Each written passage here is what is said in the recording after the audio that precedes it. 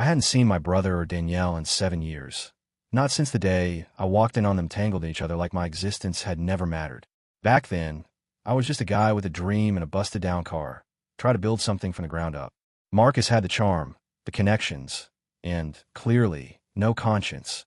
Danielle had the looks, the ambition, and apparently, a talent for betrayal. That was the last time I spoke to either of them, until my father died. The funeral was held in the same town I swore I'd never return to. And yet there I was, standing at the entrance of the church in a tailored black suit, my wife's hand wrapped tightly around mine. The old pews, the stale scent of incense, the forced tears, it all felt so performative. I wasn't there to mourn, not really. My father and I had never been close, but he was the last tie to a family that had already gutted me once. I was there to face the ghosts. Marcus arrived in a sleek black Mercedes, of course. Designer suit, watch that probably cost more than my first apartment, and that smirk he always wore like a badge. Danielle was draped in some overpriced funeral-appropriate ensemble, her face a perfectly composed mask of tragedy. She spotted me immediately.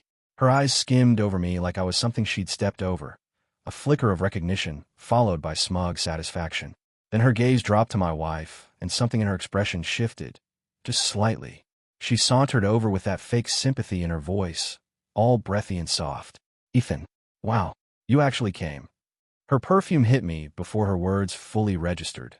Something expensive and aggressive, like everything else about her. Before I could respond, she leaned in close, lips barely moving, her breath warm against my ear. "So, I guess I won, right? You're still poor." The words were a knife wrapped in velvet, exactly the kind of thing Danielle would say. For her, it was always about status. Winning, looking like she'd made the right choice. For a second, I almost laughed. I just turned to her calm, steady. "Yeah, well," I said, stepping slightly aside, "meet my wife." Danielle's face changed instantly. She straightened up, blinking like she hadn't heard me right. And then she saw her, my wife. Elena, a vision in black, effortlessly poised, her presence somehow louder than Danielle's designer grief. She didn't need diamonds or designer heels to command attention. She had that quiet, unshakable confidence that couldn't be bought. Her eyes met Danielle's, and for a moment, no words were exchanged. They didn't need to be. Danielle's mouth parted slightly, just enough to show how off-balance she was. Her eyes flicked over Elena's figure, her flawless posture, the way she held herself like she knew exactly who she was and didn't care what Danielle thought.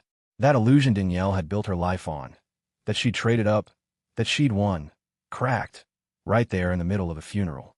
She didn't say another word, just blinked, then turned around, walking back toward Marcus without so much as a goodbye. I didn't smile. I didn't gloat. But I won't lie, it felt damn good. Back then, I was just a guy who believed love was enough.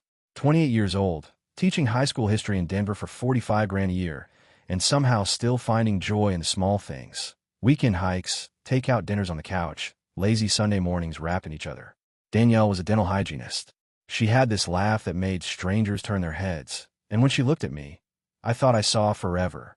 We didn't have much, but what we had felt real. Solid. Or so I thought. I spent 6 months saving for her engagement ring. 200 here, 50 there, cutting corners where I could.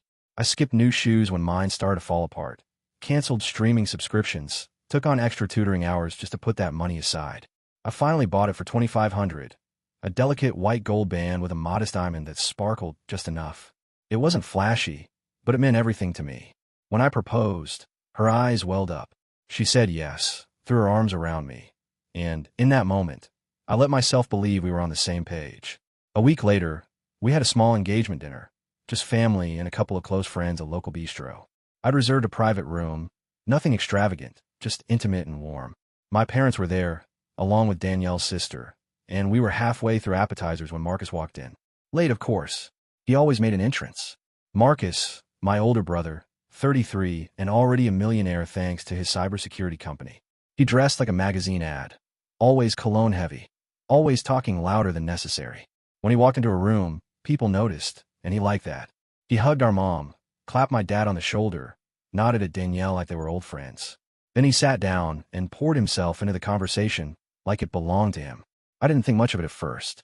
He was always like that, the kind of guy who could sell sand in the desert. I watched him work the room, leaning in when he talked to Danielle, making her laugh in a way I hadn't seen before. Not the way she laughed with me, soft, familiar, but sharp, performative, like she was auditioning. He complimented her earrings, made a joke about dentists being secretly sadistic, and she touched his arm when she laughed. Just for a second. But I saw it. My mom leaned toward me halfway through dinner, her voice low and cautious. "Be careful with those two," she said, her eyes flicking between Danielle and Marcus. I shook my head, brushing it off. My mom had never liked Marcus's ego, and I figured she was just being protective. I didn't want to ruin the night over something that felt like nothing. I told her she was reading too much into it. But deep down, something had shifted. I just didn't want to admit it. It started small, like most things that end up ruining you. Danielle began quoting Marcus during casual conversations. Nothing alarming at first. A business idea he'd mentioned, a joke he'd made, something he'd read that sounded suspiciously like a line rehearsed to impress. I'd be brushing my teeth while she talked about how Marcus thought real estate was the next big thing, or making dinner while she casually dropped his name like punctuation. At first, I convinced myself it was harmless. He was my brother, after all. Maybe they were just talking more. Maybe she was just trying to get to know my family. But the way her eyes lit up when she said his name, it wasn't the way someone talks about their future brother-in-law.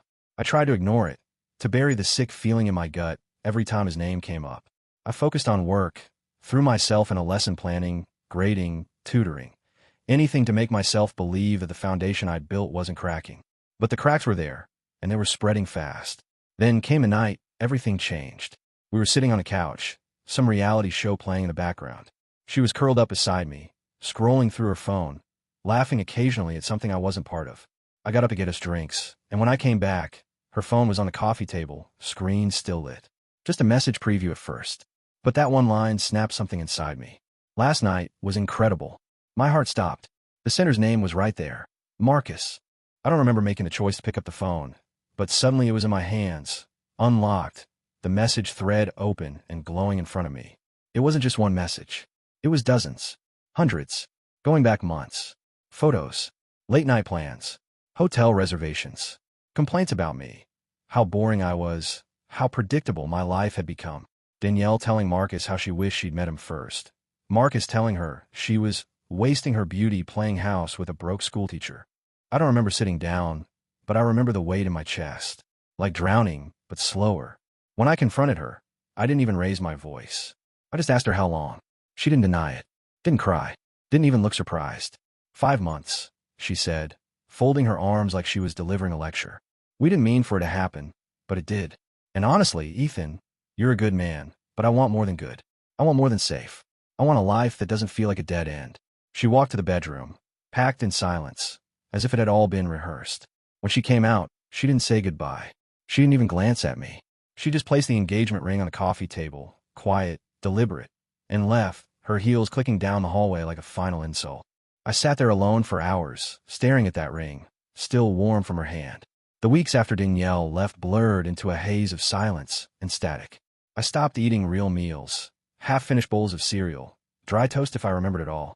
Sleep came in shallow, broken fragments, and every time I closed my eyes, I saw her walking out, the ring glinting on the coffee table like it was mocking me. My apartment, once warm and filled with little signs of our life together, her coffee mug on the counter, a scarf tossed on the chair, felt gutted, like a museum exhibit of something extinct. I moved through the days on autopilot. Get up, shower, or don't. Go to work. Teach the same lectures I used to be passionate about. Now, just words spilling out of my mouth while my brain drifted miles away. My clothes started hanging loose, my cheeks hollowed out. People noticed. Some asked. I brushed them off. My dad called once. Just once. He didn't ask how I was doing, didn't even say he was sorry to hear about the breakup. Just delivered his usual brand of cold, stoic wisdom. These things happen. Move on. Be a man. That was it. No warmth. No, I'm here for you. Just another reminder that in his eyes, I'd always been the lesser son. The safe bet that never paid off. But the moment that finally cut through the fog came on a Wednesday afternoon. I was midway through a lecture about the fall of Rome, half-heartedly gesturing at a whiteboard, when I noticed one of my students, Haley, quiet, always sitting in the front, watching me with concern, not confusion. When the bell rang and the room started to empty, she lingered at the door, backpack hanging off one shoulder. "Mr. Walker," she said gently, "are you okay?" That one question hit harder than anything my father or Danielle had ever said. I couldn't answer her. I just nodded, throat tight, and waved her off. But I sat in my empty classroom for a long time after that, staring at nothing, haunted by the realization that I was falling apart in front of the one place I had left to feel useful. And even here, even to a teenager, it showed. That night, I signed up for therapy. I booked the appointment before I could talk myself out of it. A week later, I put on running shoes and ran until my lungs burned and my legs threatened to give out. I started showing up to life again, slowly. I kept going to therapy, twice a week at first, then once. I ran every morning before sunrise, each step pounding the bitterness out of my chest. Rage didn't vanish, but it changed. It stopped eating me alive and started becoming something I could use. I stopped thinking about what I'd lost and started thinking about what I could build. Not for revenge, not even for Danielle or Marcus. For me. I decided I was going to matter. I was going to prove that I could build something from the ground up without shortcuts, without lies, without stepping on anyone to get there. Let them have their luxury. I was going to build a life worth living, and I was going to do it on my terms. The shift came quietly, not like a movie montage with swelling music, but in late nights and quiet focus. It started with a conversation in the teacher's lounge. Ben Torres, the computer science teacher, caught me grading papers and mentioned an idea he'd been toying with, an educational app that could make history engaging for kids, something beyond outdated textbooks and memorized dates. He called it a digital treasure hunt, where students could explore timelines, unlock clues, and earn points by making connections between events. At first, I thought he was just venting a pipe dream. But the more he talked, the more it lit something up in me, something I thought had burned out after everything with Marcus and Danielle. I started meeting him after school, then weekends, then long evenings over takeout and coffee-stained notebooks. He built the code, the structure, the engine that powered it. I designed the content, the stories, the questions, the voice that would guide the kids through time. We called it History Hunt. What started as a side project between two exhausted teachers turned into something real. We tested it in our own classrooms, then a few schools in the district. The kids were hooked. Suddenly, 8th graders were excited about the Industrial Revolution. 4th graders were arguing about which pharaoh was more powerful. Teachers started emailing us, asking when the full version would be ready. Word spread, faster than we ever imagined. Within 2 years, History Hunt was in over 200,000 classrooms across the country.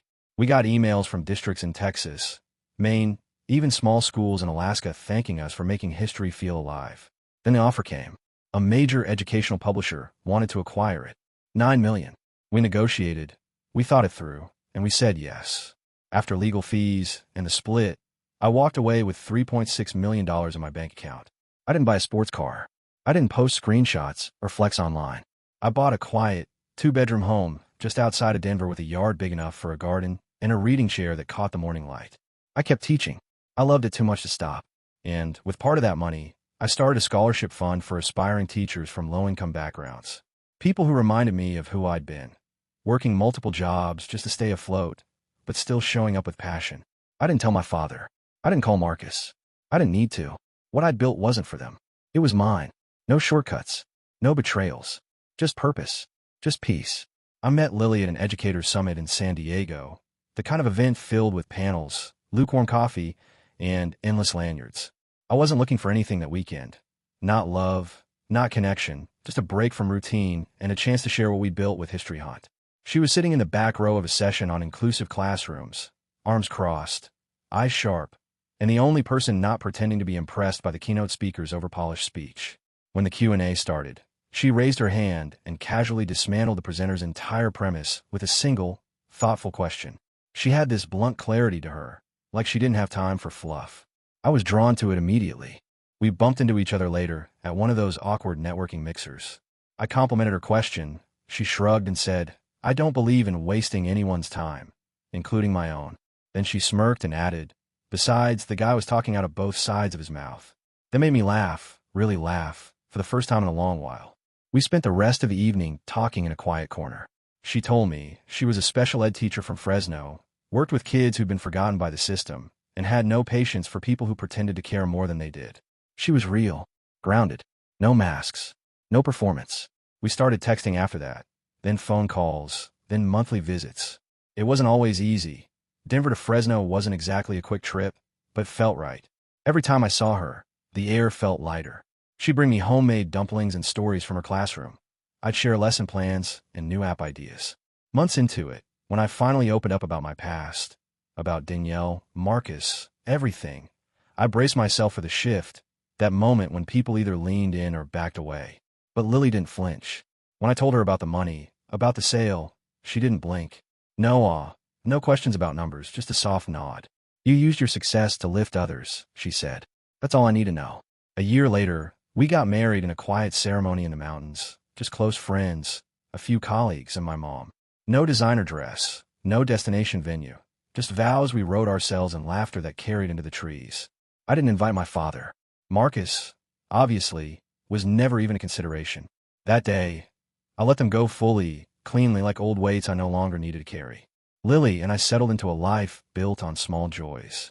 We taught during the year, traveled when school was out, Peru, Iceland, little cabins tucked away in Oregon forests. We read a lot, cooked late dinners, talked about starting a family. There was no drama, no performance, no keeping score. Just real love, the kind that felt like peace. Standing at my father's funeral, dressed in black beside Lily, I knew it was only a matter of time before Marcus and Danielle made their entrance. They always did love a scene. And true to form, they arrived late, stepping out of a sleek imported car like they were walking a red carpet. Marcus had that same smug, effortless swagger, but the lines on his face were deeper, his eyes heavier. Danielle looked expensive, from her tailored dress to her surgically smooth expression, but there was something brittle under the surface. They walked toward us, and for a moment, it felt like time folded in on itself. 7 years gone in a blink. Danielle's eyes flicked over me, then landed on Lily. That smug smile barely formed before it faltered. Lily stood calm, poised, her hand resting lightly in mine. She didn't need to say a word. Danielle's expression cracked just from looking at her. Danielle leaned in close, her voice a half whisper, laced with venom. So, I guess I won, right? You're still poor. I didn't blink. I just tilted my head slightly and answered, yeah, well, meet my wife. Danielle turned, and the moment her eyes locked with Lily's, she went still. Lily offered a small, effortless smile, the kind that didn't need approval. No makeup-heavy stare-down, just confidence. Then, without missing a beat, I added, by the way, I sold my app 3 years ago. 9 million.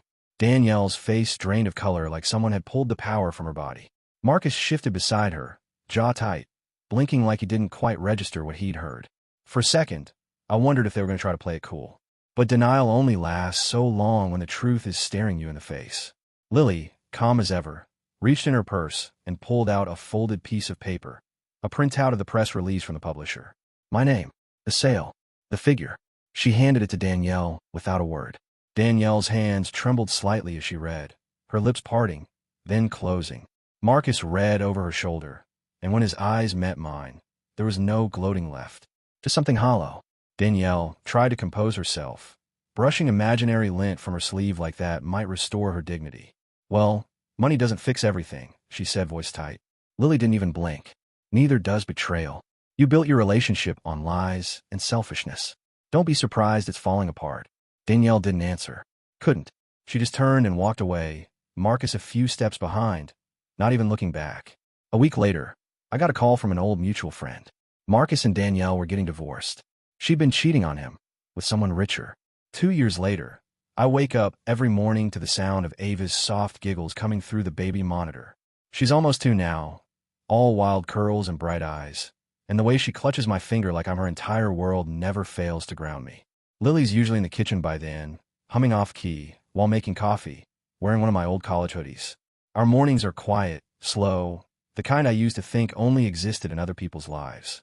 But this is mine now, simple, steady, real. I still teach high school history. I still drive the same old sedan with a sticky door handle and a worn steering wheel. Our house is modest. 3 bedrooms, creaky floors, a backyard just big enough for a garden and a swing set. And yet, every inch of it feels like a fortress built on peace. No noise, no drama, just a life carved out of purpose and love. I don't flash the money. Never needed to. That was never the goal. Marcus reached out recently. A message on LinkedIn, of all places. His tone was different, flat, tired. He didn't have the energy to be smug anymore. I'd heard through quiet circles that his second company tanked, that the money dried up, that Danielle had cleaned him out in the divorce and left without a trace. He was living in a rental, trying to rebrand himself as a consultant, posting hollow motivational quotes online like a man clinging to relevance. His message was short. He said he missed having a brother, that he wanted to talk, that he realized now what really mattered. I read it twice, maybe 3 times, before I answered with one sentence. Find someone who loves you for you, not your wallet. That was it. No anger, no gloating, just the truth. Because by then, I understood something deeper. Everything I lost, Danielle, my brother, the future I thought I wanted, had cleared the path for everything I needed. I found real love in Lily, someone who didn't care about my bank account but cared about how I spoke to people, how I carried myself.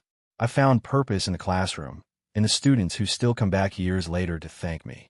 I found peace in the silence that comes after choosing to let go. Marcus and Danielle chased wealth, image, and status, stepping over everyone to reach a finish line that never existed. And they lost everything, because they built their lives on nothing solid. I didn't win because I made money. I won because I never stopped being good. And the best part? I didn't need to lift a finger for revenge. Life handled that part for me.